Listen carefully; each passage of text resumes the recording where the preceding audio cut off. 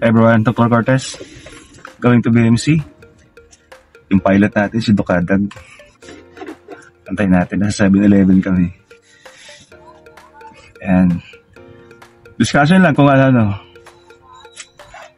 Tapos panoorin natin. Everything under the sun. While going to BMC, 2 oras. No, 1 oras. Mga 45 minutes. Tapos BMC na kami, Villagers College, for our Saturday classes. I have 8 o'clock class. Ducadag meron din. Ayan. Bumili ng coffee. Di yata tagal musal eh. Ayan. Sa mga viewers dyan, subscribe naman sa aking munting channel. Stand by here, 7-Eleven. Saan ba kami? Dahlia. Yes, 7-Eleven Dahlia. Going to Soyo Road. Okay. Ang bibili ni Ducadag. GG.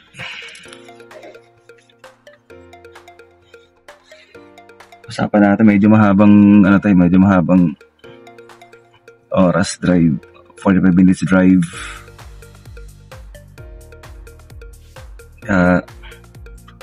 Pag-usapan natin yung Nepal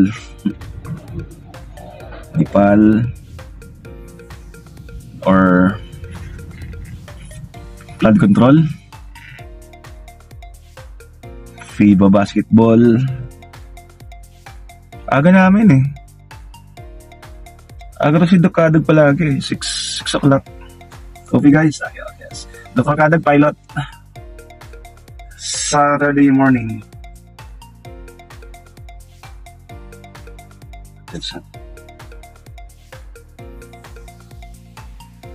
Saturday morning classes. Going to BMC.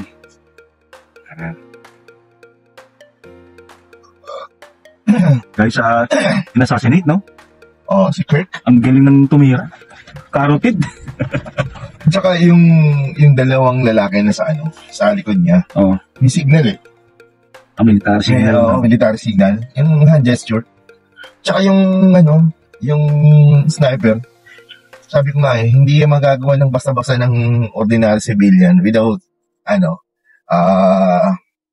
tawag dito, yung mga skills. Oo. Bata pa yung Alin? Tumira na huli na. Una kasi nahuli, parang kalbo. Mga full guy. Full guy, oo. Pero ang mga full guy eh. Master Sergeant ng Philippine Marines eh. ng US Marines. Hindi ng no? Hindi ko masaan pinapanood yun eh, yung yung influencer na yun. Ako napanood ko, 2 beses siguro. Siya? Mahilig sa debate. Mahilig makipag-debate. Oo. Ano pa rin eh, alay ni Trump eh. Baka Trump. Pro-Trump pala yan. Trump siya. Siya, mahilig siyang makipag-debate kapag medyo hindi niya na nasasagot yung nung mga nakipag-debate sa kanya. Sabay, parang sige na, malis ka na, parang gano'n. Kaya may murong daming nagalit. Bisa may pagkabastos. Dito kaya tayo? Dito lang tayo? Basado mo ba yan? Traffic din dyan eh. Ang labas yan, Evertest ka ba? Araw ko dito dumadaan. Nadaan mo na.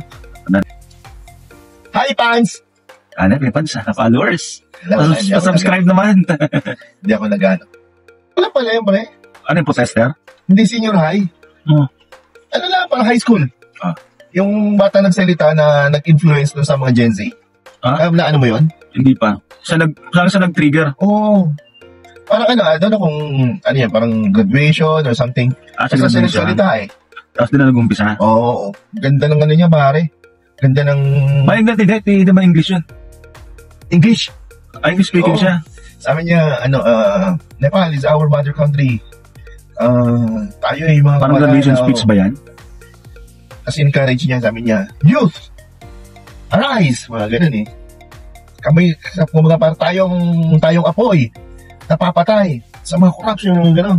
Parang ano, activist in dating. Kanina pinapanood ko yung mga kotse, sinusulong punta sa apoy. Di ba galing sa basement? Oo. Nung matindi naman yung Prime Minister, pre, binalugbog, tsaka yung asawa. Yung sa atin, medyo team pa yun. May siguro napasok yung Prime Minister sa atin, di ba? Di ba basta papapasok yun, hindi naman barjado. Hindi, kaya ano, gagawin? Hindi lang barbarik mga Pinoy, no? Hindi na talaga barbalik talaga. Pero hindi rin pare, pag napuno na, pag punong-puno ng mga Pilipino. Para Pilipino, sabi ko nga sa'yo, ang kultura ng Pilipino, isa sa pinakamabait, isa sa pinakamasayahing tao sa buong mundo. Pero isa naman sa barbaric naman pag magalit. Ganun yung ano, din mo, tingnan mo pare. Si Magellan nga busa, nasakop yung ilang lugar dyan sa Bisaya lang sila. Heavily armored. Conquistadores lang sila. Pero, tawag dito, ang Pilipino ilan? Di ba? Dami yan, mga Pinoy. Yung sa battle ng South Korea. Ano ba yan? Yuhan ba yan? Mga 1950s. Oo. Pero Korean War. Ilan lang sila yan, pare? 90 ba? 90 ba sila? Yung contingent, contingent ng mahilig ka sa YouTube, docu na gano'n, Scout Ranger. 90 Scout Ranger, Filipino Scout Ranger lang. O dahil na yan. Yung ibang mga contingent ng United Nations, nagsipag-atrasan, pero sila, hindi. O ilan lang ang napatay sa 90. Parang 3 lang. Tapos 6 sugatan. Yung pinicture ni Ninoy Aquino, no? Vietnam, Korean War. Oo. Ano siya doon photographer Tapos, ilan yung napatay na, dumating nga yung Indian na contingent. Siya yung pinaka-namumuhay, commander ng United Nations. Pagdating niya ano yung mga yan? Ano yung mga damit na yan? Ano yung mga nagkalat na yan? Yung mga katawan. Mga Chinese, tsaka North Korean, Soviet. Ilan yung puta? Mga komunista yun Oo. Chinese and North Korean. North Koreans. Biruin mo, puta, 1,000 yung napatay nila. Pamantalang sila 90 lang. Parang sa Spartan, no? Di, pwede ka doon pare. Kaya lang basic ed kasi yun. Pwede ka magturo pag basic ed ka. Kaya mag-LPT ka muna.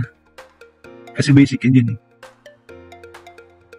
Yung price pay pag sa management. Pupuntang Gutes ko na ba? Oo. Parang kumbaga, ini-involve mo na rin yung sarili mo para magkaroon ng solution yung problema ng company. Diba? Kasi nasa management level ka na Kung ano yung problema ng company, problema mo na rin. Tapos ako lagi pa ako pinapadala sa ibang lugar. Okay, mga viewers dyan from Dukadag. Problem of your company solves your problem pag nasa management ka. Yun. Dati hindi ka na pwedeng sweldo ng tinatupag mo no? Hindi na. Kasi dati you work for compensation. Tapos pero ngayon hindi. Antay lang na sa ako dati pag rangan 5. Kinsan sa tapusan, ngayon. Kumbaga ikaw nagtatrabaho, hindi lang sa sahod, nagtatrabaho ka pa rin para maging successful, para magkaroon ng resolution ng any concern o any problem company. Kumbaga ini-involve mo rin yung sarili mo. Kumbaga you and your company become one.